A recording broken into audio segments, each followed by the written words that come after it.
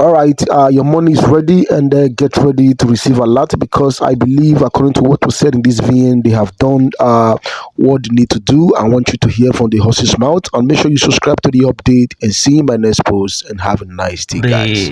The voice note is on the UAAG grant and St. Rita grant, and this is the hope, the promise, and the journey to disbursement. So I will be speaking on 5 specific points that has to do with this duo, that is the Sanctuary Wealth Multipurpose Foundation grant, disbursement, and also the St. Rita grant, disbursement, empowerment. And it would be under the auspices of 5 points agenda that are quite so sacrosanct and important to us. The first one is God moving the government to action, and the second one is how the grant handlers are incapacitated. In other words, the matter is beyond them. And the third one is that the grant is real, and don't ever be misled. The fourth one is that St. Rita subscribers, you are to prepare for a celebratory December. And the last point I will be speaking on my agenda is about the partnering NGOs who have to take action in St. Rita concerning their submitted data. All right, this is Prince's Seed channel, and we're a channel of hope, love, and a channel that is bent on delivering information concerning financial statuses that could change your standing on cryptocurrencies, on grants, and stabilities in all spheres of life.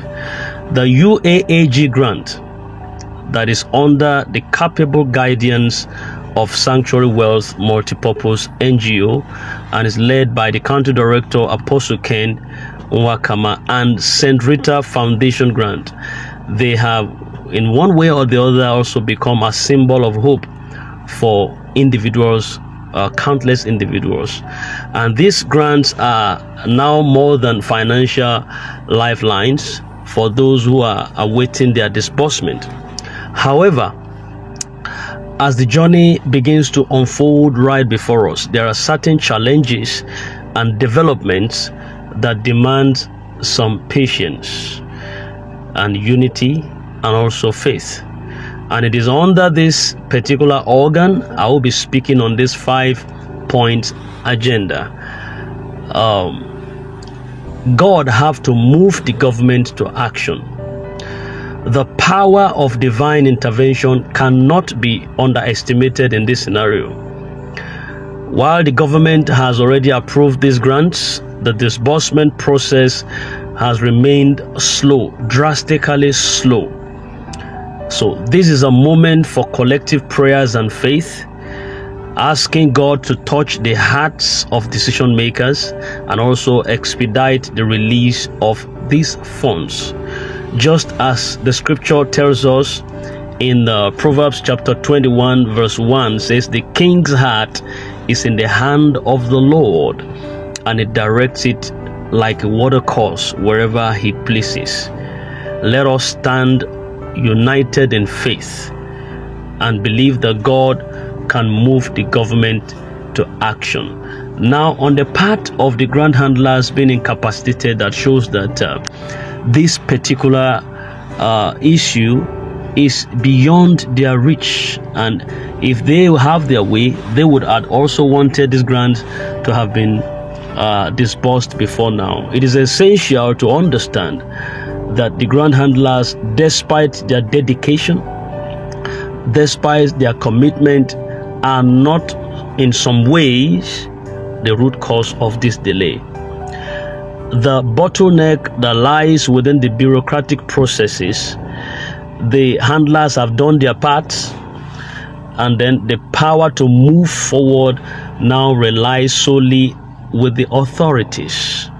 And this acknowledgement should encourage empathy and patience as we collectively await the next steps that is to unfold right before us. But in the meantime, let us try as much as possible to support these handlers in prayers and also spirit, in the same spirit, trusting that they would continue to advocate for a swift resolution when it comes to the delivering of this grant.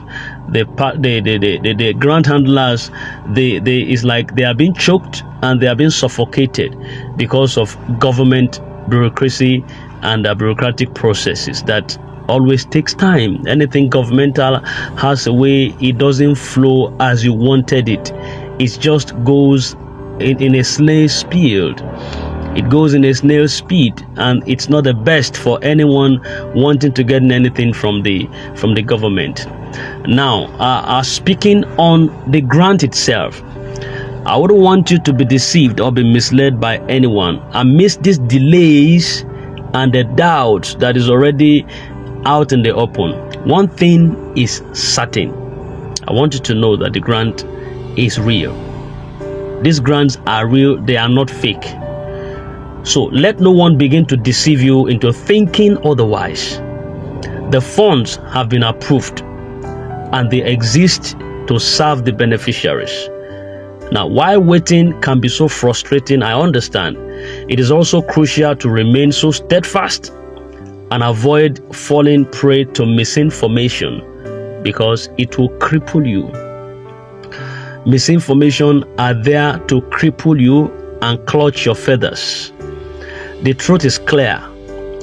This is not an empty promise, but a delayed reality that will soon manifest. The fact that it has delayed does not mean that it won't manifest.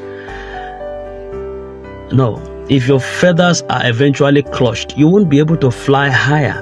You'll be within your thought forms. You'll be within your zone. You won't be able to have the trust that is supposed to be meted on the process. So let nobody deceive you or bamboozle you into being misled that the grants are fake. No, the grants are real. It is just the processes that is involved in getting them that appears to be slow. Now, on St. Rita subscribers who have subscribed, we got an intel from them. For all the St. Rita subscribers, the promise of celebration this December is not just a mere wish, it is a declaration.